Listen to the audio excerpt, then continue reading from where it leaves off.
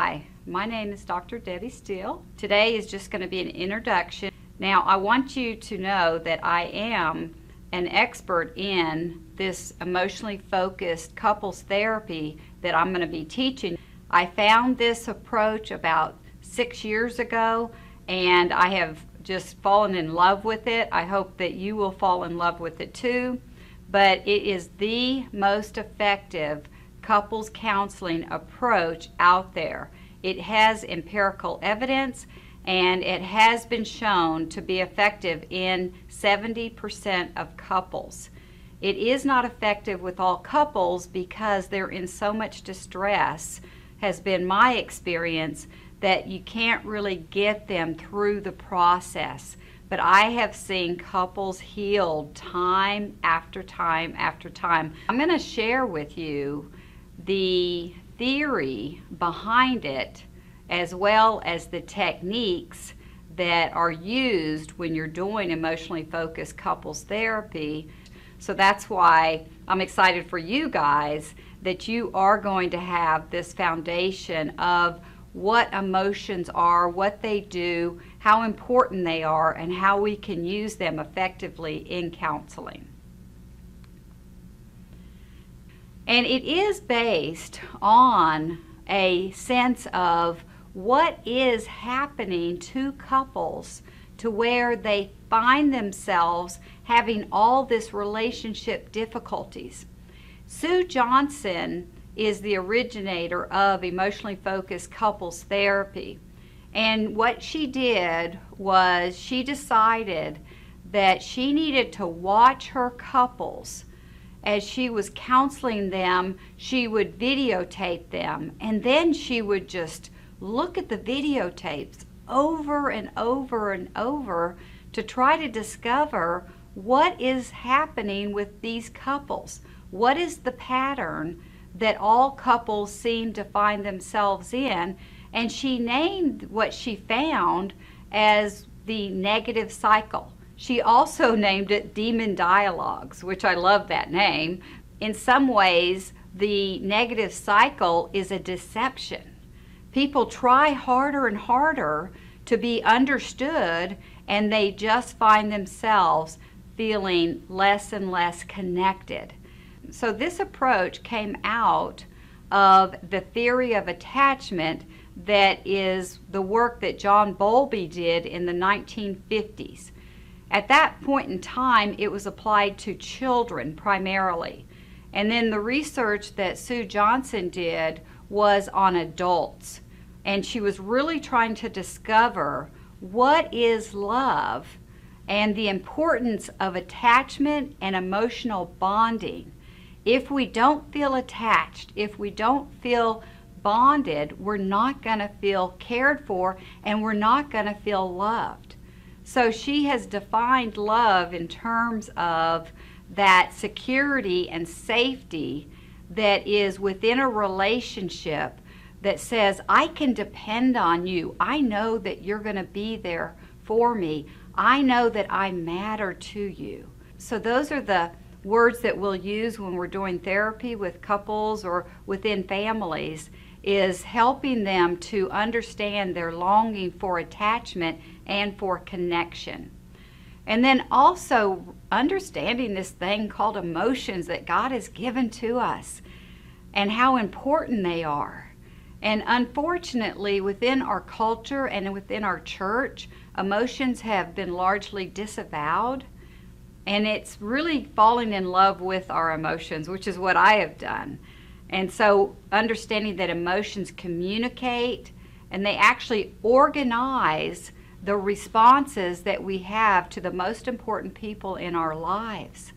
So it's kind of like we get triggered, and then we feel all these emotions, and then we automatically will respond based on the experiences that we've had in the past. And I'll talk a lot more about this. And then what I love about the theory of attachment is that by and large, God has created us for relationship. And without a relationship, really, what's the purpose of existence? So we have a relationship with God, and we have relationships with other people. And that's one of the reasons it's so important to understand emotions, because emotions guide us in our relationships. Emotions such as love tell us that this person is important and we want a secure bond with this person. So the beauty of this theory of attachment and connection is that the ultimate giver of secure connection and love is God. He wants us to be in love with Him. He wants us to know that He's in love with us. He wants us to know His longing and desire, that we're connected to Him. So this is how we were created. This is His design on us. We also know that God has a love relationship between the Father, the Son, and the Holy Spirit. There is a connection, there's a bond there that is so important. And so all of what we know about God is that He is a God of relationship. So we were created to be connected to Him. Because we were created in His image, we were created to be connected to others. And this is so important for us to understand how to do this thing well that He's created us to do. And when people come into counseling, by and large, it's because they're in distress over relationships. So that's one reason I love this model in terms of counseling, is because it hits at the heart of where people are hurting. So one of the premises of emotionally focused therapy is that you try to help your counselees, your couples, to get to the place where they can actually admit that they are emotionally attached and dependent on their partner, in much of the same way that a child is going to be dependent emotionally, physically, spiritually, intellectually on a parent.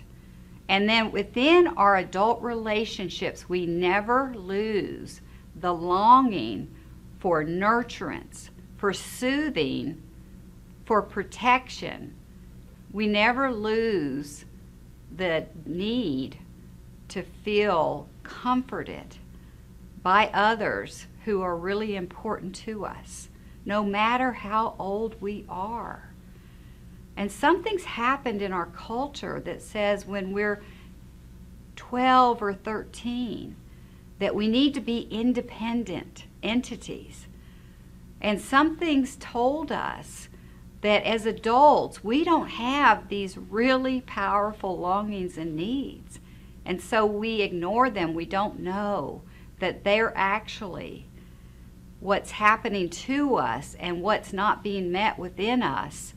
And so we have to be able to understand how God has created us with these longings and needs for all of our life. And as we understand those needs and longings, then we're going to be opening up ourselves to not only be providers of nurturance, protection, comfort, compassion, but also to be vessels where people are able to give that to us. And by and large, I've found that missing in most marriages. It's pretty amazing that it could be missing. And if you look at healthy marriages and you look at unhealthy marriages, this is one of the main ingredients that differentiates the two. So emotional bonding, being connected, attached to important others in our lives, especially our spouses, our mates, it is a human need that is designed to keep us close so that we feel protected. We feel that we can depend on our loved one and that they will always be there for us. What a beautiful picture. What a beautiful image of love. So One of the reasons I like emotionally focused therapy, it is so consistent with the teachings and the truths of the Bible. Because if you think about humanity's greatest pain, what is it? I've got some scripture here that you're going to be looking at this week in terms of your discussion question. But I want you, before you look up these scriptures, to imagine what is humanity's greatest pain. What is that thing that happens inside of us that's so powerful and so painful that sometimes we actually will find people who don't want to live because they're suffering so much inside. When I discovered what humanity's greatest pain was, I was surprised, but the more I looked at it, the more that I started to understand it, the more that it made sense to me. And I think it's really a key part of understanding emotionally focused therapy to discover and make sense of why God would make this as such an important need for us. And that's the beauty of understanding how God has designed us. If He didn't give us this pain, then by and large, we wouldn't pursue relationships with the fervor that we pursue them. We wouldn't stay in long-term relationships. So the best way that I know to explain humanity's greatest pain is to think about somebody who is in prison, who is in isolation, on death row, so to speak. They spend 23 hours a day alone. That is humanity's greatest pain, is to be alone, to not be connected, to not be attached, to not feel the comfort or compassion of somebody else. And unfortunately, there are people, and all of us can be included, that from time to time we feel all alone, emotionally speaking. Meaning that we are suffering, and we're suffering alone emotionally.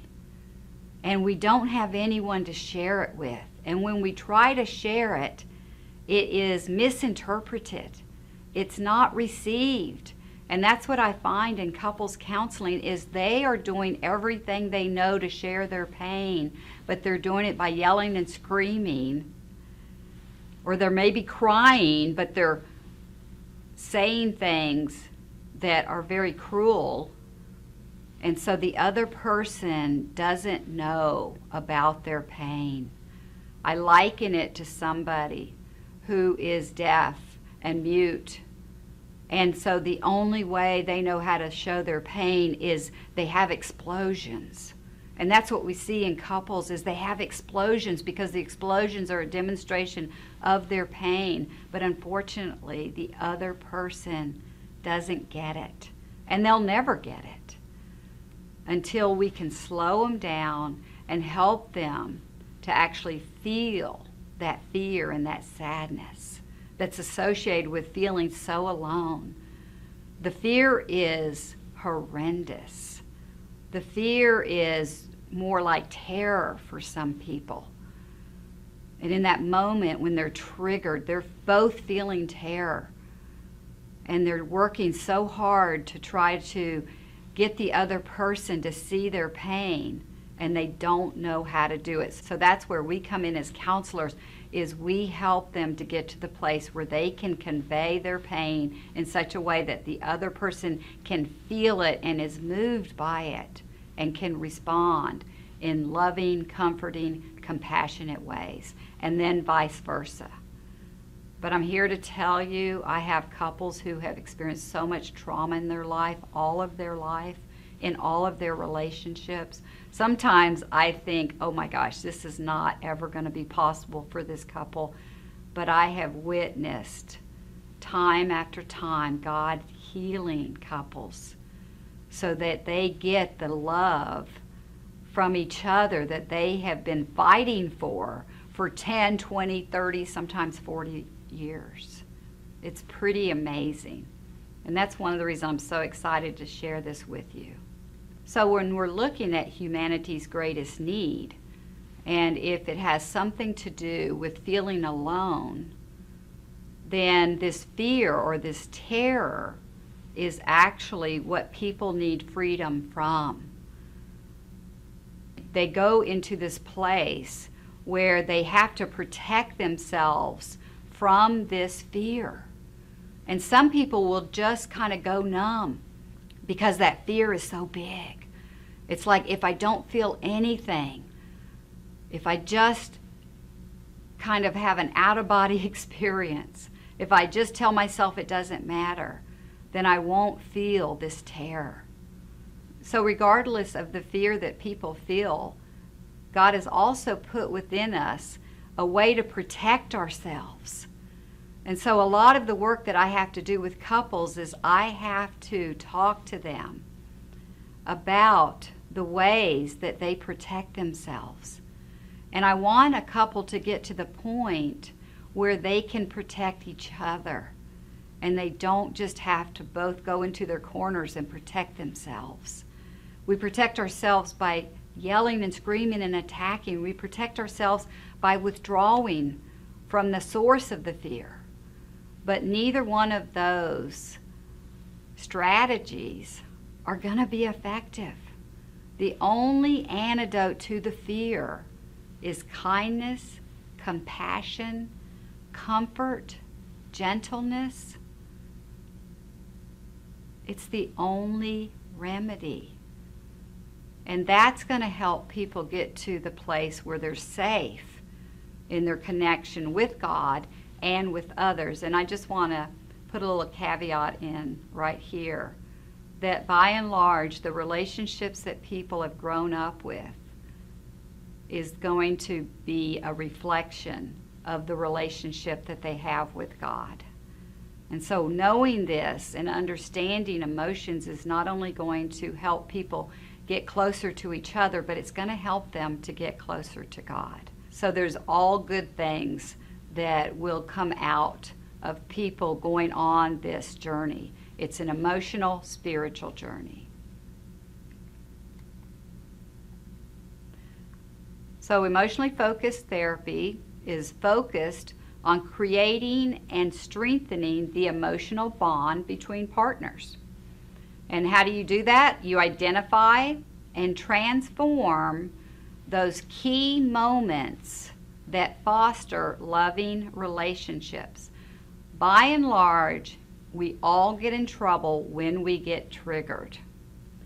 And it's during those times when we're triggered that we will further disconnect, or it's during those times or key moments when we provide a loving, caring, secure response. That's what we're trying to get at. It is very, very difficult. So both partners have to be open to the other person. And like I mentioned, sometimes they have so many barriers up to protect themselves. That's dangerous to ask them to do that. They have to be attuned to one another, to care about each other's pain, to understand each other's pain. And then they have to respond to each other in that pain. So as counselors, we start the process. We start being that person who is attuned to them, who understands their pain, and responds in a loving, caring way. So we are modeling this thing that we're going to try to help them get to eventually. And in my experience, this process literally takes years. The one thing that I'm trying to do more of now is work with couples before they get engaged. Because if you can learn this before you get engaged, then you can decide, oh wow, we do want to get married. And they can have these skills, and they're just skills for the rest of their marriage.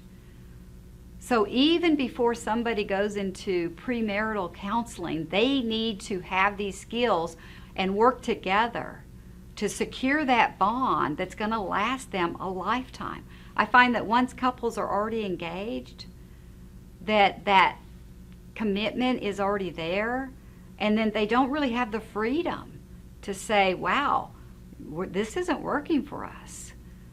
They kind of have to follow through. So I'm trying to get couples, even before they get engaged, but they are in a committed relationship, to go through this process. And those are the easy ones.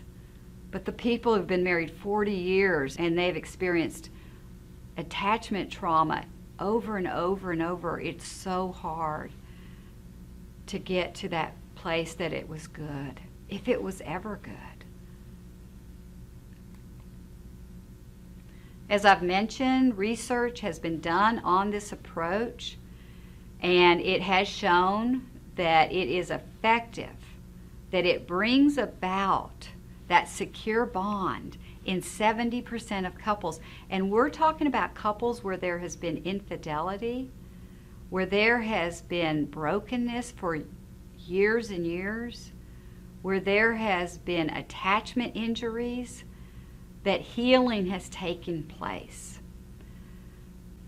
And what does this mean in terms of the success rate? Well, couples, they recover from their emotional distress and actually change the way they respond to each other in those key moments, so that they don't have long periods of time of disconnection, of feeling afraid, feeling alone, and then they're happier in their relationship, and they're healthier in their relationships. And not only that, but once these skills are attained, they can be applied to all relationships. So there's that added bonus. So initially, Susan Johnson wrote the book Hold Me Tight, and therapists who were Christians were saying there needs to be a Christian Hold Me Tight. So the book Created for Connection was written for Christian couples, and it is actually designed so that a couple doesn't need a therapist. They can just go through the book, and at the end of each chapter there are questions that they can ask each other. Now, this can be something that you would want couples to do even as you're working with them, because it'll reinforce all of the concepts. What I find by and large is there's the woman in particular is all excited about the book, she's reading it, and then the husband's not reading it and she gets really upset. But again, that's part of their negative cycle that they're trying to deal with. I personally don't know any couple who just used the Created for Connection and it was in and of itself effective, but that's how it's designed. Now, EFT is a approach that's trying to provide safety within a relationship. And if you have a couple that come to you and there are some physical safety issues, then you need to take care of those physical safety issues first before you have them start this therapy. So for example, if they are in a physically abusive or violent relationship, safety comes first. You would not start this therapy. One of the things that I'm oftentimes told at the very beginning of therapy is that once the session is over, they go fiercely into their negative cycle. And so if they have some abuse or violence from the past, it can get really escalated. So pay attention to that. Secondly, if the couple are facing serious addictions or there's an addiction issue for one or the other, that is also a safety issue that needs to be addressed and needs to be the priority. And then thirdly, I won't do marriage counseling with a couple where there's a third party, where one of them is having an emotional or physical affair with someone else. And I've had them come in where the husband or the wife's like, I've stopped, I'm not doing it anymore, and then we find out that there's still contact.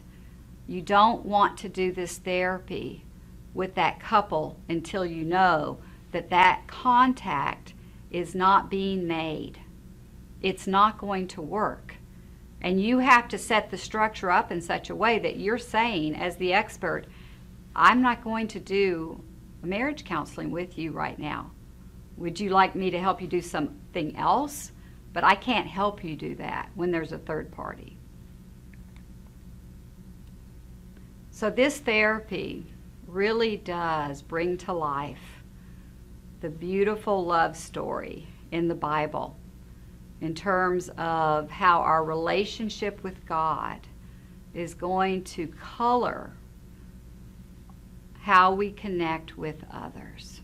So if we truly understand God's love, His unconditional acceptance, if we understand how He pursues us, how He is our comforter, He is gentle and kind and faithful and just, then we'll have that experience. And that experience then is going to be reflected in the experiences that we have with others.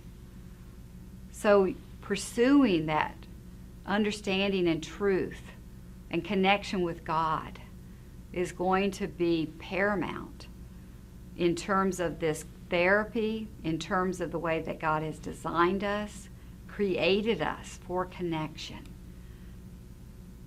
And likewise, the way that we have grown up and been taught to connect to others is going to color our relationship with God, as I've mentioned.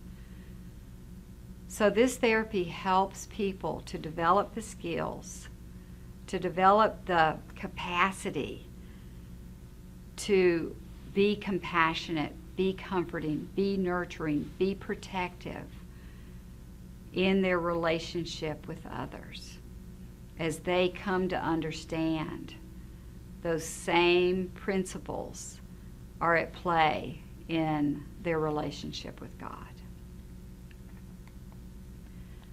So this is just an introduction to emotionally focused therapy. And as I've mentioned, to me, it is a beautiful way of approaching counseling when you think about how God has created us to connect, to be attached from birth until we die physically, but then even then we continue to be connected and attached to God. So it's something that God has created for us for eternity. And we need to understand it, and we need to help people live it out well. And so they can have that peace and that joy that the Bible talks about within their most important relationships. So I hope you're inspired, and I hope you have a great week.